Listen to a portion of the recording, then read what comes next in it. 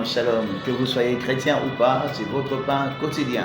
Aujourd'hui, nous allons parler encore de vaincre ces inquiétudes et nous allons toucher le point 4, comment sortir des inquiétudes. Quand vous regardez dans notre passage de base de Philippiens chapitre 4, versets 6 à 7, l'apôtre Paul est en train d'étaler, quand il donne son conseil, il étale déjà les causes des inquiétudes et il donne des stratégies comment en sortir. Bien aimé, je voulais te dire, avant d'aller voir le médecin, avant d'aller voir ton pasteur ou ton conseiller, bien aimé, rentre dans la Bible, regarde ce que Dieu est en train de te dire. Nous allons lire ensemble Philippiens chapitre 4, versets 6 à 7, dans la version Parole vivante d'Alfred Brel. Qu'est-ce que la Bible dit? N'entretenez aucun souci.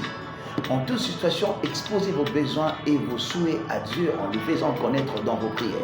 Intercédez avec confiance et sérieux. Exposez vos requêtes avec précision sans oublier d'exprimer aussi votre reconnaissance.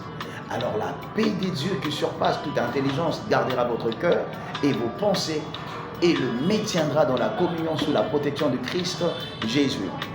Vous voyez que l'apôtre Paul est en train déjà de souligner les deux choses qui causent les inquiétudes. Il dit ce sont le besoin quotidien et aussi nos souhaits. Ce que nous souhaitons, ce que nous rêvons, par moments ça peut créer des inquiétudes quand ça se trouve en dehors du Seigneur, en dehors de la volonté de Dieu.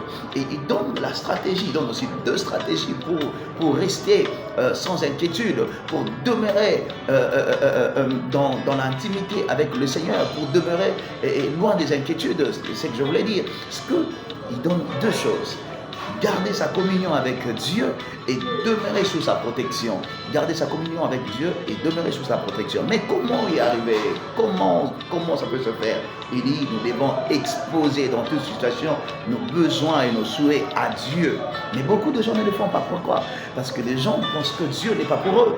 Il y a de ceux-là qui se culpabilisent. Il y a des gens qui se sentent loin du Seigneur. Il y a des gens qui pensent que Dieu est pour une catégorie de personnes. Dieu n'est pas pour eux. Bien aimé, je veux te dire, Dieu est aussi ton papa. Dieu est ton papa. Il entend ta prière, quel que soit ce que tu es en train de traverser. Alors, je vais parler de la prière, parce que c'est le moyen pour nous de sortir des inquiétudes. Mais je vais toucher deux points. Deux points concernant la prière. Le premier point, c'est avoir une vie constante de prière. 1 Thessaloniciens chapitre 5, 16 à 17. Le verset 17 nous dit ceci, priez sans cesse. Même quand tu traverses des moments compliqués, bien-aimé, prie. Quand ça marche, prie. Quand ça ne marche pas, prie. Quand tu es en train de pleurer, prie. Quand tu es dans la joie, prie. Quand tu vis la déception de tes amis, de tes enfants, de ton pasteur, de ton mari, de ta femme, bien-aimé, prie. Je te prie, je te demande, prier, c'est le seul moyen pour toi de sortir dans les inquiétudes. Mais le verset 16 dit, soyez toujours joyeux, et que Dieu reste ton centre d'intérêt, le sujet de ta joie. Il ne faut pas t'appuyer sur les gens, il ne faut pas t'appuyer sur les hommes. Souvent, les gens ne sont plus joyeux. Pourquoi? C'est parce qu'ils s'appuient sur des hommes, ils s'appuient sur des situations. Voilà pourquoi les gens et la situation nous ôtent par moments la joie et nous vivons dans les inquiétudes. Bien-aimé, quel que soit l'endroit où tu vas te trouver, prie. Garde ta confiance à Dieu et prie. Jonas était dans le ventre du poisson. Mais là, il a prié, Jonas, chapitre 2, verset 1 à 2. Dans le ventre du poisson, Jonas a prié et Dieu a entendu sa prière. Dans le ventre du poisson, quel que soit le lieu où tu te trouves, bien-aimé, prie, Dieu entendra ta prière. Là, il était, il n'avait pas son pasteur, il n'avait pas son encadreur, il n'avait pas ses conseillers, mais il était seul, même dans l'endroit où tu te trouves maintenant. Jonas a dit, je priais dans le séjour des morts, mais il a entendu ma voix dans son saint temple. Dieu entendra ta voix, quel que soit le lieu où tu te trouves, bien-aimé, quelle que soit la condition. Ne te limite pas, ne te sous-estime pas, ne pense pas que Dieu ne peut pas t'écouter. Dieu t'écoute même dans le moment sombre de ta vie. Jésus passait le moment sombre de sa vie. Qu'est-ce qu'il a fait? Il a prié. Il est allé voir ses disciples plus de 2 fois. Il arrive dans Matthieu chapitre 26, verset 40.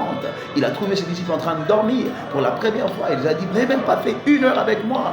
Il est parti. Quand il est revenu pour la deuxième fois, il les a trouvés en train de dormir. Et il est rentré sans le réveiller. Alors qu'il était en train de passer le moment sombre de sa vie. Qu'est-ce qu'il faisait là? Il était en train de prier. Je voulais dire à quelqu'un qui passe dans le moment compliqué, tu vis la déception, tu sens l'amertume dans ton cœur. Mets-toi à genoux et prie. Même là où tu es assis, même dans ton volant en train de conduire, prie et le Seigneur entendra ta voix.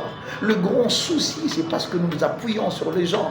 Le grand souci, c'est parce que nous comptons sur nos comptes en banque. Nous comptons sur nos relations. Nous comptons sur nos amis. Nous comptons sur notre femme ou notre mari. Nous croyons qu'ils peuvent faire quelque chose. Bien-aimé, le seul moyen pour toi de sortir des inquiétudes, prie. Nous allons parler de notre deuxième moyen de sortir des inquiétudes.